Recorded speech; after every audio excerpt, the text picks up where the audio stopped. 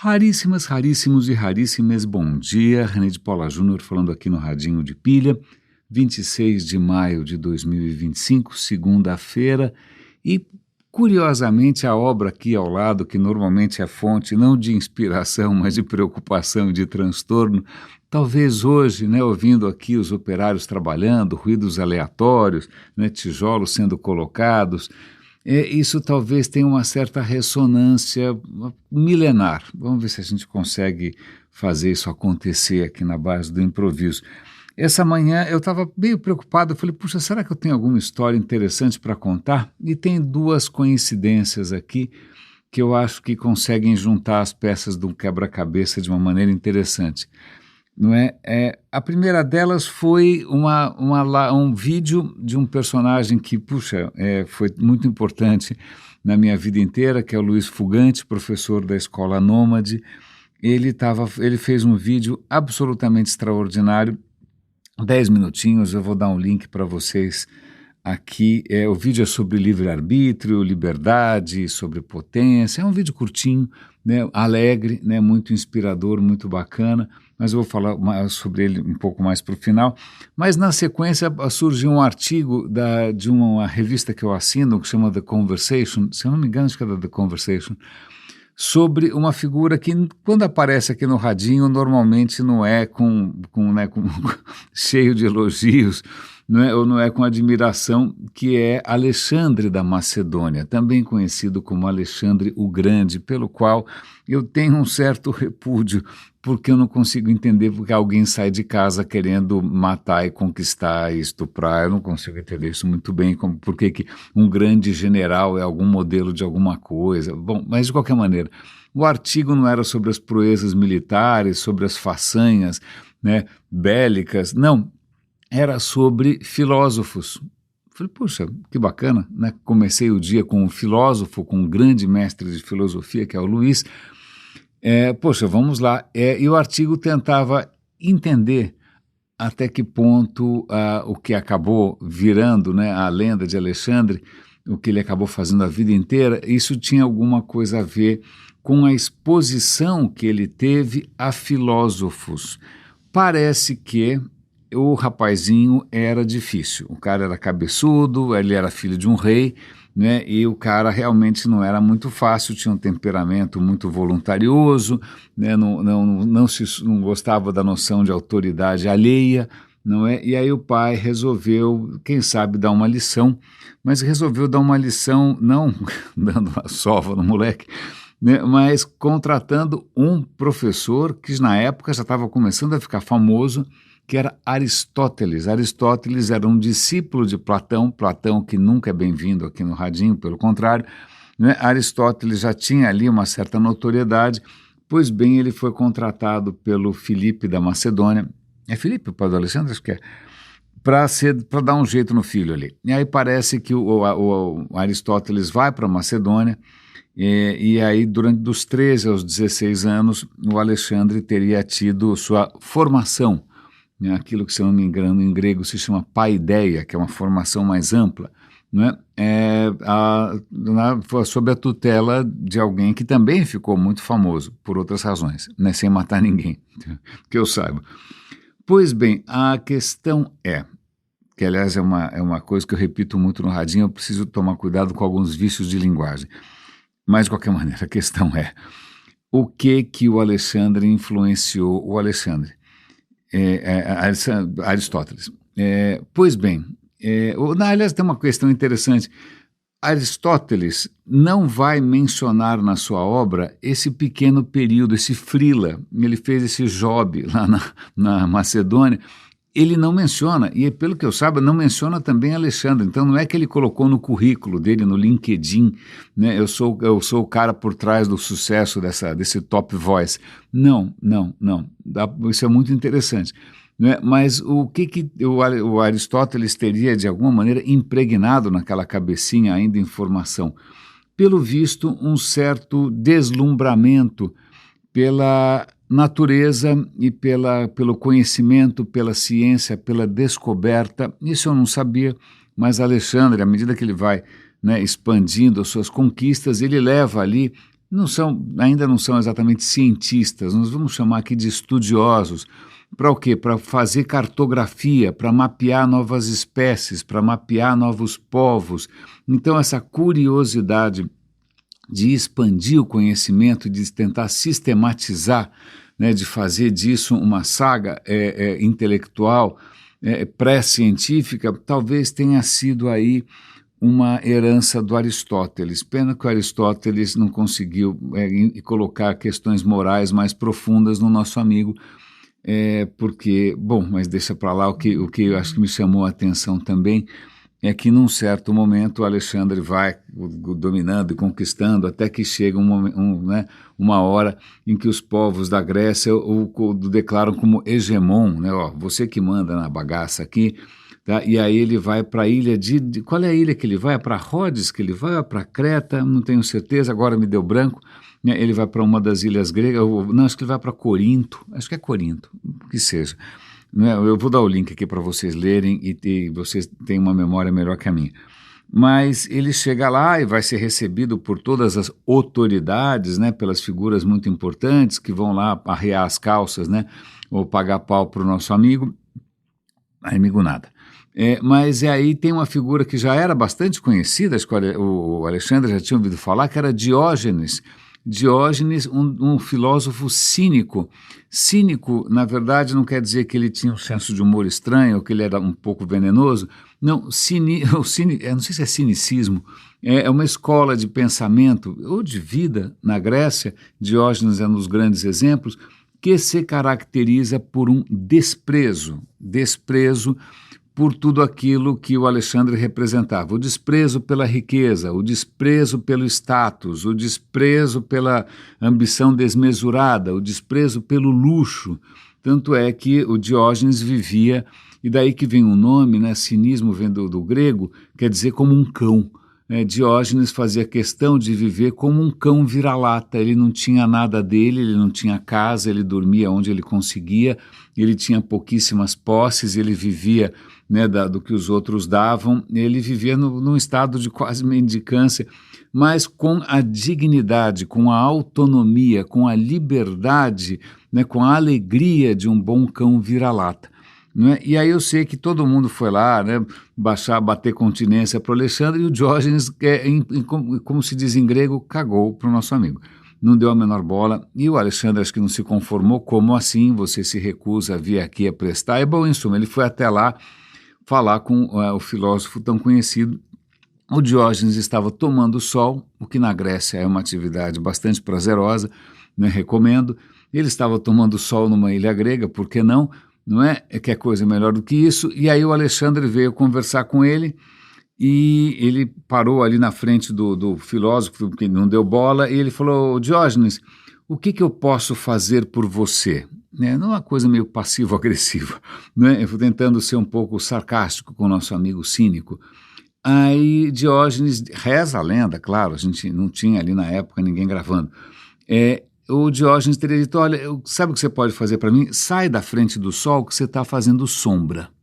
Né? Aí, resposta absolutamente genial, né? Alexandre não sacou da sua espada e cortou a cabeça dele naquele momento, né? Ele, para não acusar o golpe, ele falou: puxa vida, né? Tá aí alguém corajoso, alguém com autonomia. Pois bem, ele ouviu essa resposta de outros filósofos. Pelo que eu vejo aqui nesse artigo, à medida que ele foi avançando, né, pelos outros países, país ainda não era um país, mas pelos outros povos, ele chegou a encontrar um filósofo indiano, Dandamis, que também se recusou a achar a menor graça no Alexandre e falou: cara, desculpa, tudo que para você é importante, poder, riqueza, né, vitórias, para mim eu não poderia me importar mais.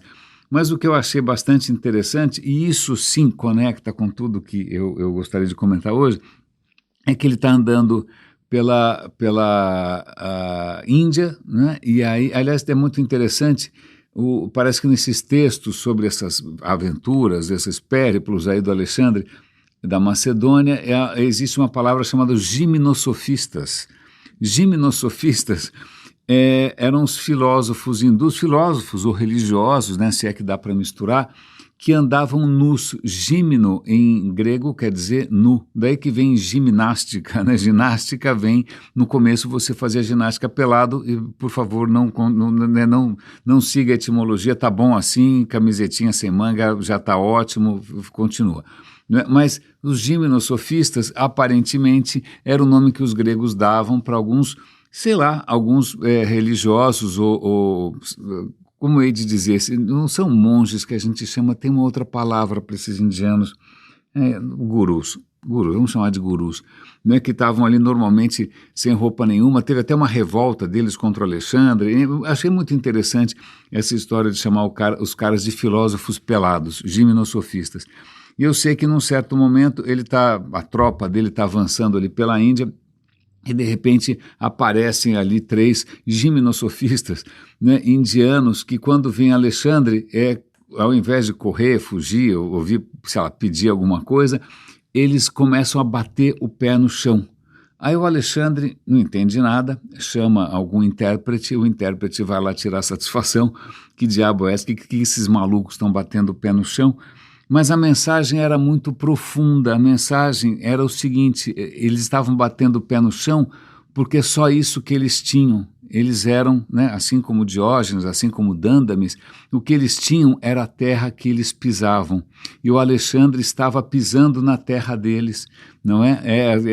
Cada um só tem a terra debaixo dos seus pés, né? Mas mesmo assim o Alexandre queria mais terra do que ele precisava, e eles também batendo o pé no chão, eles estavam chamando a atenção para o fato que depois de morto, era para aquela terra, para aquele mesmo buraco, para aquele mesmo espaço ocupado por qualquer mortal, que o grande Alexandre ia retornar. Então, batendo o pé no chão, eles estão lembrando aquilo que realmente, né, é aquilo que você, como ser humano, é seu naquele momento, é o chão que você pisa, né, e também é da onde a gente veio e para onde a gente vai. Eu achei isso absolutamente extraordinário, porque, veja só, o chão, a Terra, que aliás é o nome que a gente dá para esse planeta, embora o que a gente chame de Terra seja quase nada comparado não só aos oceanos, comparado à crosta, comparado ao magma, né, comparado a todas essas rochas. A Terra, que a gente batizou o planeta com essa palavra. A gente, na semana passada, tinha acabado aqui a semana em estado de graça, né, porque eu constatei que a Terra é obra de, entre outras coisas, né, todo um ecossistema muito interessante de minhocas. Se não fossem as minhocas que ficam revirando o solo, né, isso sim que eu até brinquei que essa seria a verdadeira revolução, que é revolver o solo, num processo que eu não sabia, que chama bioturbação, né, as minhocas fazem terra, foi isso que elas fizeram. Elas fazem terra, certo? Certo, terra que tem humus, que tem fungos, que tem bactérias, que tem água, que tem nutrientes, né, que tem coisas ali em processo de decomposição. Terra. E é interessante porque terra é basicamente ali o fio condutor, eu vou evitar outras metáforas, né, argilosas, de um livro que eu ouvi bastante esse final de semana, foi um fim de semana um pouco movimentado, mas eu aproveitei as brechas para continuar avançando num audiolivro chamado Entre Dois Rios. A autora se chama Mudi Al-Rashid, espero estar pronunciando o nome dela direito. Ela é uma estudiosa, é uma historiadora focada na Mesopotâmia, e ela está tentando levar a gente para esse tempo, um tempo muito distante, que às vezes a gente não dá muita bola, né? Acho que talvez seguindo os passos de Alexandre, que era fascinado pelo Egito, que era fascinado pela Pérsia, né? Fascinado por outras religiões de outros povos, tal, a gente às vezes esquece de onde veio muita coisa, né? De onde veio a escrita, de onde veio a geometria, de onde veio a agricultura, né, de onde veio tanta coisa, veio da Mesopotâmia. Mesopotâmia em grego significa entre rios, né? Você tinha ali o Tigre e o Eufrates, e você tinha ali bom, os rios estão ali desde tempos imemoriais, não só trazendo água, mas trazendo sedimento, trazendo adivinha o quê? Terra, trazendo humus, né? Tornando aquele pedaço ali, que em outras circunstâncias é árido pra caramba, transformando aqui numa região especialmente fértil. Então, esses rios, vale lembrar que o Egito, o que seria do Egito sem o Nilo? Né? Se um dia vocês forem para o Egito, na hora que você está sobrevoando, que você está chegando ali no Cairo, ou fazendo qualquer voo em cima do Egito, você vê assim, você tem nada, nada, nada, aí você tem uma faixa de verde, aí depois você tem nada, nada, nada.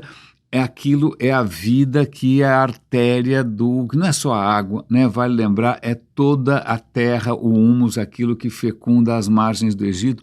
A mesma coisa aconteceu na Mesopotâmia.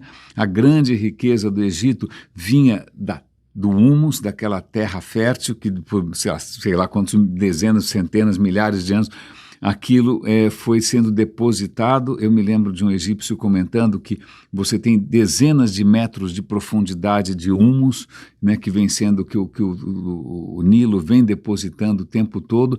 Aquilo fez uma das civilizações mais extraordinariamente ricas em todos os sentidos, rica materialmente, rica em termos de alimentos, rica em termos de cultura, né, foi inspirar tanta gente, foi inspirar os gregos, foi inspirar os romanos, não é? Pois bem, então essa mesma fecundidade da terra que a gente tinha na Mesopotâmia, e muito. Estou no começo do livro, eu li 20% mais ou menos, não é? E ela está focando bastante nos sumérios. Os sumérios, uma civilização que vai e volta, é substituída pelos acádios, depois pelos babilônios. Ali é muito movimentado. É um pouco mais movimentado do que a minha memória consegue registrar. Então eu vou cometer aqui alguns equívocos, algumas injustiças, alguns erros, né? Mas eu espero pelo menos passar aqui o sumo dessa história, que eu acho que é bastante saborosa. E o que ela chama a atenção é que hoje nós sabemos tanto assim de coisas que aconteceram há 4 a 5 mil anos, por causa do quê? De terra, né? Já que eu estou falando aqui que a grande riqueza da Mesopotâmia, assim como do Egito, era a terra que, né, fecunda, a terra fértil, provavelmente cheia de minhoquinhas também, não é? Essa mesma terra foi o que propiciou que as tradições, as invenções, as descobertas, as paixões, os receios desses povos, chegassem até a gente na forma do quê? De pedaços de barro, né? De tabletes de cerâmica, não é nem de cerâmica, é de barro queimado muitas vezes, né? Porque esses povos inventaram há muito tempo maneiras de você registrar pensamentos, registrar números, registrar fatos, registrar dívidas, registrar medos, registrar preces. No que eles estavam registrando? No caso do Egito, papiro, certo? Papiro. No caso da Mesopotâmia, barro. Os caras simplesmente pegavam barro do chão, aquele barro que era a grande riqueza deles. Veja, a civilização que depende do barro. Depende do barro para ter agricultura, para ter riqueza, para ter vida. Então, esse mesmo barro que dava alimento para todo mundo, se você pegasse ali, batesse um pouquinho, você alisava, você vinha com um caniço é uma planta, em inglês chama reed, acho que é caniço em português, você pegava uma haste desse caniço, que depois de preparadinha ela vira ali para uma ferramentinha, né, você consegue fazer marquinhas, e eles inventaram um alfabeto que a gente chama hoje de cuneiforme, porque ele tem a forma de cunhas. Cunha é justamente a marca que deixa o caniço. A hora que você pega o caniço, ele é meio triangular, né, a hora que você espeta no barro, faz um triangulinho, não é? Então, com essas marquinhas feitas do caniço que crescia na lama, né, o caniço que crescia no barro, você pega o barro e faz marcas com caniço, aquilo é a primeira forma de escrita, né, uma forma de escrita que, na verdade, vai persistir por milhares de anos, né. Essa técnica cuneiforme de caniço e barro é usada em várias línguas, mais ou menos como a gente usa hoje o alfabeto romano para escrever inglês, alemão, francês, tanto faz, né, muitas línguas. O cuneiforme é a mesma história. Ele foi usado para escrever em sumério, inicialmente, depois em Acádio, depois em Babilônia. Eu sei que você continua usando cuneiforme durante milhares de anos, é absolutamente espetacular. E a vantagem deles terem escrito em barro é que o barro o que parece uma coisa tão frágil, dependendo de como ele, ou do que acontece nesse meio tempo, ele pode se tornar, cara, uma coisa muito resistente. Né? Vamos imaginar que ele tenha ficado preservado seco. Ok, tá legal. Vamos imaginar que tenha pegado fogo por alguma circunstância qualquer. Melhor ainda, porque aí o barro fica, literalmente ele ceramiza, ele vira, né, praticamente cerâmica, ele cozinha o barro, e aí o que acontece é que essa civilização que descobriu como registrar, inicialmente a escrita cuneiforme não era para fazer poemas, né, para fazer declarações, não, inicialmente era porque, vamos lá, o barro da terra era tão fecundo e a agricultura era tão também generosa, que isso gera uma necessidade de você coordenar, de você registrar, como é que se cobra impostos, como é que você organiza as pessoas, como é que na hora que as pessoas começam a trocar esse excedente, como é que você registra as dívidas, como é que você registra as promessas. Então começam diversas tentativas de tentar, né, tornar a colaboração humana um pouco mais estruturada, usando o quê? Barro. Então, esses milhares de anos de civilização na Mesopotâmia deixaram, até hoje, imagina, milhares de anos depois, deixaram centenas de milhares de peças de barro com coisas escritas em cuneiforme. Pode ser um recibo de pagamento de uma dívida, pode ser uma receita para fazer cerveja, pode ser uma maldição, pode ser um rei, e isso acontece muitas vezes, um rei tentando mostrar o quanto ele era bacana, o quanto ele era legal. Pode ser um conjunto de leis, tanto faz. A gente tem uma quantidade simplesmente colossal, né, dessas peças de barro, de cerâmica, e muitas vezes o cuneiforme também é usado em pedra, tanto faz. Não é? Mas a gente tem uma quantidade brutal de documentação, é uma civilização documentada no detalhe, em coisas que... É como se, de repente, todos os recibos da Amazon, todos os seus impostos de renda, tudo isso tivesse sido conservado de alguma maneira e os arqueólogos, historiadores do futuro conseguissem reconstituir a nossa sociedade, não só com os grandes tratados de história, ficção e ciência, mas também com essas coisas do dia a dia. Foi isso que o barro preservou. É essa história, essa toda, não é só essa história, é o funcionamento dessa sociedade, o pensamento desses caras está registrado em barro. E tem uma questão interessante, eu me lembro com muito carinho, já que a gente está falando aqui de figuras, de mestres que influenciam a nossa vida, eu já comentei aqui do professor Virgílio várias vezes, ele dava aula no primeiro ano da ECA para a gente, sabe que o Virgílio está vivo ainda? Eu não tenho a menor ideia. Ele dava aula de história da cultura e da civilização. Na verdade, o Radinho é praticamente uma continuação daquilo. Eu acho que eu estou prestando diariamente uma homenagem aqui ao professor Virgílio e ele não sabe disso. Mas eu me recordo que um dos textos que ele uma vez fez que a gente lesse era Gilgamesh, a epopeia de Gilgamesh. Gilgamesh é uma história, é um épico, é uma história que é milenar, né? Você volta e meia encontra por aí fragmentos, você vai tentando montar o quebra-cabeça, porque obviamente era uma história que nasceu oral, né, era provavelmente cantada, era provavelmente celebrada, era provavelmente declamada por poetas ao som de música, a história de Gilgamesh, né, e aí mais ou menos 1000 anos antes de Cristo, um certo autor ali, se eu não me engano, babilônio, resolveu juntar todas as versões, fazer uma versão oficial, né, de uma certa maneira, que aí passou a ser copiada com mais frequência, mas de qualquer maneira você encontra inúmeros fragmentos e histórias do Gilgamesh que vão mudando inclusive ao longo do tempo. Até o próprio sentido da epopeia, dessa história sensacional do Gilgamesh, ela vai mudando com o tempo. Vou tentar resumir aqui. Eu me lembro que eu li, eu falei, bom, lá vou eu ver uma coisa velha. Não, a história é muito legal. Entre outras, acho que sobreviveu tanto tempo assim, entre outras coisas, porque a história em si é muito legal, né?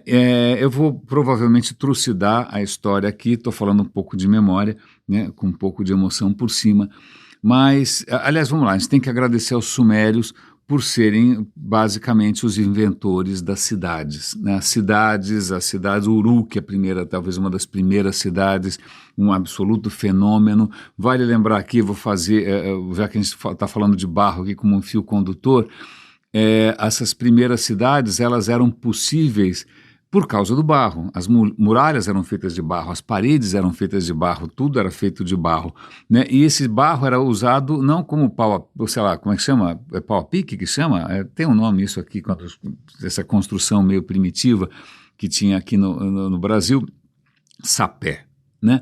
Não, os caras faziam tijolos. Eles faziam tijolos. Desde muito tempo, 3.000 anos antes de Cristo, os caras inventaram um jeito e faz uma forminha, pum, pum, pum, barro, mistura ali com algum tipo de fibra, e aí pode ser os caniços, pode ser alguma outra fibra para dar um pouco mais de rigidez, não é? E você deixa o barro secar no sol, e aí isso você usa como um elemento construtivo. Só que você precisa de milhões de tijolinhos para fazer as coisas. Então você precisa se estruturar, você precisa fazer primeiro uma cadeia de suprimentos. Ela inclusive menciona ali um documento sumério de milhares de anos dizendo, você tinha prometido que você ia mandar para mim, eu paguei para você, você ia mandar para mim caniço e fibras para eu fazer tijolo, você não mandou. Então, eu estou sabendo que você fugiu do mapa com o dinheiro, né? Então, por favor, olha, e aí isso é muito interessante, olha, é o seguinte, a gente perdoa a dívida desde que você traga aqui o caniço, né? Veja, por que isso? É porque ter os tijolos era mais importante naquele momento, né? O tijolo era mais importante do que esse pequeno, do que esse crimezinho, do que essa contravenção, né? Então os tijolos eram fundamentais, então tinha toda uma cadeia de suprimentos, tinha uma organização da sociedade, as pessoas tinham que se estruturar, aprender a fazer isso, armazenar, era todo um processo quase que industrial, né? Num certo momento os caras inventam um jeito de fazer um carimbinho que você bate no tijolo e está lá, esse tijolo é para a construção do templo, do rei tal, em homenagem ao deus não sei quem, aí todos os tijolos têm essa marquinha, e você vê até hoje, vai no Museu Britânico, vai no Metropolitan, você vai ver esses tijolos com as marquinhas do rei que estava fazendo não sei o quê, e eventualmente pode ter uma pata de cachorro, porque algum cachorro subiu em cima, mas cara, os tijolos eram uma indústria simplesmente vital para esses caras todos, e agora voltemos para o Gilgamesh, porque nesse épico, que se eu não me engano se passa na cidade de Uruk, essa cidade original, não é? Uma das coisas que o autor fala, olha, circule, dê a volta pela cidade de Uruk e veja que maravilha os tijolos, porque todos eles são cozidos. Veja, não era só um tijolo que ia se decompor com a chuva, não eram tijolos que tinham sido colocados num forno, né? Então eram tijolos que eram muito mais perenes, então isso era uma coisa para se orgulhar, não é? Então voltando para Gilgamesh, Gilgamesh era um tirano, basicamente, né? Gilgamesh era um rei ruim, era um homem muito poderoso, muito forte, né? Muito viril no pior sentido, porque estuprava meio mundo, não deixava passar nenhum rabo de saia, um cara que se comprazia, né, com a truculência, com a violência, e aí ele está sendo um rei péssimo, um rei injusto, um rei mau, não é? E aí eu sei que as mulheres que estão cansadas desse assédio, né, elas rezam por uma divindade e os deuses, né, resolvem, falar, isso realmente não pode continuar assim, a gente tem que dar uma lição nesse cara. E aí eles criam, acho que uma divindades femininas, se eu não me engano, acho que, eu não sei se é a própria Star, bom, estou trucidando aqui a lenda, mas em suma, eles criam um inimigo, né, criam ali alguém para fazer frente ao Gilgamesh. Eles criam Enkidu, uma criatura formidável. O Enkidu, ele cai na terra ali, né? Ele cai no meio cai longe da cidade, mas ele é uma criatura poderosíssima, mas ele é bestial. Tem uma história muito interessante de Enkidu, que aí é uma criatura poderosíssima, só está fazendo estrago, né? Mas aí o que acontece é que, me perdoe, limpando um pouco a garganta aqui, mas vamos lá. Enkidu, em princípio, é uma criatura bestial, né? Mas aí ele aí tem uma questão que eu acho absolutamente sensacional. É uma prostituta do templo de Ishtar. Ishtar é uma deusa feminina, né, da Mesopotâmia.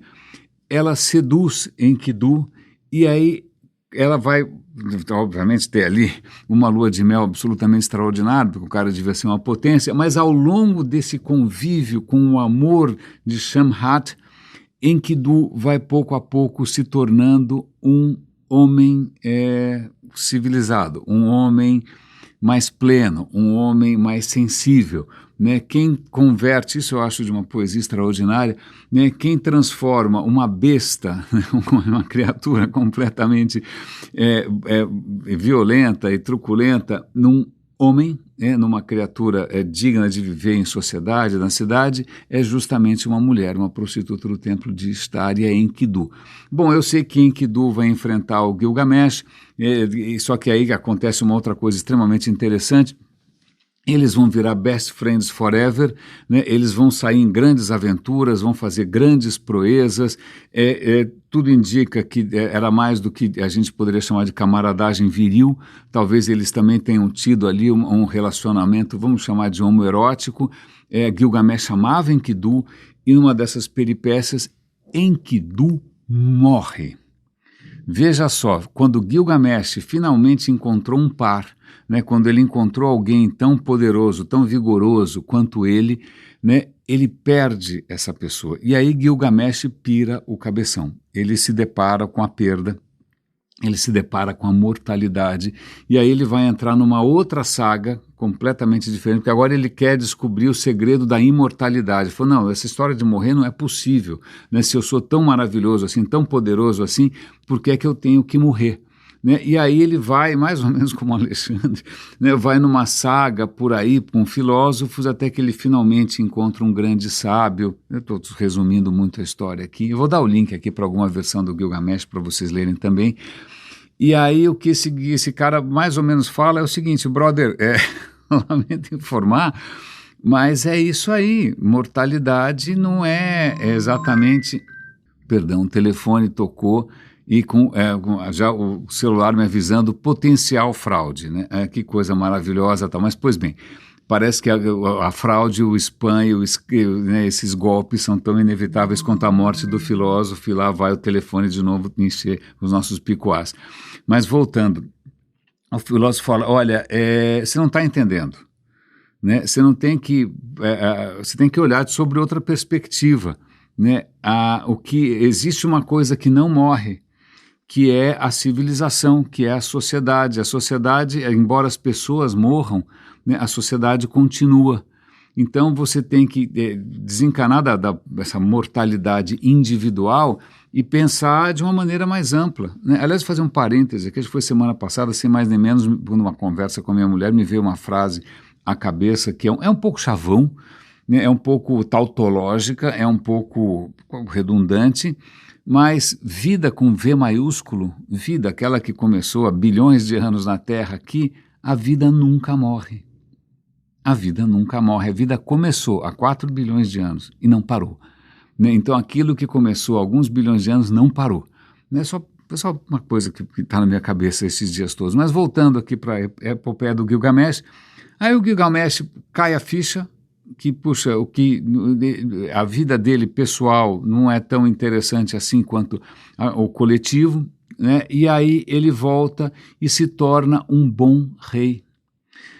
Bom, é lógico que essa é uma das versões da história, porque a história vai, no começo, obviamente, a história era das proezas, né, desse cara fortíssimo, invencível, viril, imbrochável, tal. Com o tempo, acho que à medida que a própria sociedade, as sociedades, né, porque não é uma só, como eu falei para vocês, dinastias, acádios, babilônios, sumérios, né, elas vão também lidando com os problemas que surgem de você viver em sociedade, numa sociedade cada vez mais complexa, cada vez mais rica, cada vez maior, né? Não tem manual de instruções, né? A gente está realmente entrando num território que requer que a gente crie novas regras. A história de Gilgamesh também vai se aperfeiçoando. Então, essa transformação, você vê, tem várias transformações ali. Primeiro, Enkidu, que era uma potência da natureza, mas quem realmente o transforma num homem é uma mulher. E aí depois tem o Gilgamesh, que também era outra coisa, um tsunami humano, ele também se humaniza pelo amor com outro homem, não é? Mas os dois continuam fazendo proezas extraordinárias, mas aí cai a ficha que da própria mortalidade, a questão da perda, né? Ninguém é imortal. E aí vem essa última transformação, que é a transformação de um tirano em um bom rei. E essa preocupação com o ser um bom rei, o que é um bom rei, é outro legado da Mesopotâmia, porque você tem inúmeros tratados, você tem leis criadas por Hammurabi, seja o que for, né, e que você tem justamente essa preocupação do que faz de um rei um bom rei. Né, o que faz de um rei que merece ser registrado na história. Eu não quero ser registrado na história como o cara que matou, que cortou mais cabeças. Eu quero ser registrado na história, nessas tabletes de barro que estão ali nos museus, né, e realmente os caras conquistaram um certo tipo de imortalidade. Eu quero ser registrado como alguém justo, alguém que promoveu uma sociedade onde vale a pena viver, né, onde os mais fracos têm vez, né, onde a força tem limites, né, onde existe compromisso, onde existe aqui a preocupação com o bem-estar do... É lógico, os caras também não eram o Dalai Lama, eram sociedades também que faziam guerra, que tinham escravos, etc, etc, etc. Mas era uma sociedade muito mais avançada do que a gente pode imaginar. Houve rainhas, né, mulheres perfeitamente capazes de tocar ali os seus reinos, também todas registradas sem problema nenhum. Né? E é muito interessante, isso me dá o que pensar, que é justamente voltando para a história das minhocas que promoveram ali, né, praticamente a revolução da vida, a explosão da vida no Cambriano, vem talvez de minhocas revirando o fundo do mar, né? Minhocas que fazem a Terra, que dá o nome a esse planeta, a Terra que vai tornar algumas regiões do planeta muito mais fecundas, que vai permitir que floresçam não só plantas, mas também outras formas de convívio humano, como as cidades que vão fazer florescer conhecimento e novas maneiras de você se organizar, e leis, e moral, e expectativas, etc. e tal. Esse mesmo barro que fez os tijolos, ele fez as leis, eles fazem a história e eles nos colocam em contato com o dia a dia de pessoas de 3, 4, 5 mil anos atrás que tinham preocupações muito parecidas com as nossas. Achei um fio condutor aqui e acho que tem algumas coisas que eu acho que vale a pena resgatar, já que eu mencionei aqui dessa conversa do Fugante, registrada no YouTube, que talvez seja também aqui uma boa maneira de eu mesmo enxergar o que eu estou fazendo aqui, né? Todo santo dia, né? Sem nenhuma expectativa comercial, mais ou menos como Diógenes, né? Sem buscar nem luxo, nem glória, nem fama, nem bens, nem nada, né, da maneira mais despojada possível, de pés no chão, que eu estou olhando para o meu pé agora, que é a seguinte, que quando o Fugante vai falar ali dessa potência de existência, né, uma coisa que logo no começo ele fala é de quando você começa a aumentar a sua realidade ela começa a ficar cada vez mais ampla. No que ela está cada vez mais ampla, ela tem cada vez mais possibilidades, você tem cada vez mais entendimento, você entende cada vez mais aquilo que te move, aquilo que te faz bem, aquilo que aumenta em você a potência de vida. Né? Então, para mim, eu acho que toda essa saga, eu acho que é um desdobramento, ou talvez aí seja um cruzamento, uma hibridização, uma fecundação, acho que fecundação é a palavra correta, de encontros, como encontro com o professor Vigílio, encontro com o professor Fugante. Eu espero que esse encontro aqui, seu, com o Radinho, também lance sementes, né, que elas floresçam, porque eu sei que o seu solo é fértil. Raríssimas, raríssimos e raríssimas, muito obrigado pela atenção, cuidem-se, por favor, um grande abraço e até amanhã.